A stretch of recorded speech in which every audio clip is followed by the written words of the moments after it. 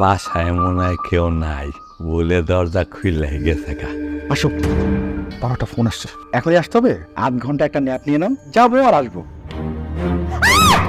আবার আমি চল না, কাজ করার জন্য সার নিয়ে আসছি। আজকে সকালে আইসি তো, সারে মনে হয় ভুল গেছে কইতে। আপা আমি এক কাপ চা বানায় দিই, ঠান্ডা হইলে খাবো। তাহলে আমি একটু রেস্ট নেই। তুমি কে? আমি পাশের বাড়ির কাজের ম্যাডাম বলছে পরিষ্কার করে দেওয়ার জন্য আমার 500 টাকা দিবে। তোমার মেয়েটা কোথায়? শুয়ে রয়েছি, কাজ না কইরা টাকা নিতে ভালো লাগতেছে না। আমি এক কাপ চা বানায় খাওয়াই। আমি কি দিছো? বেগুন লাগতেছে কেন?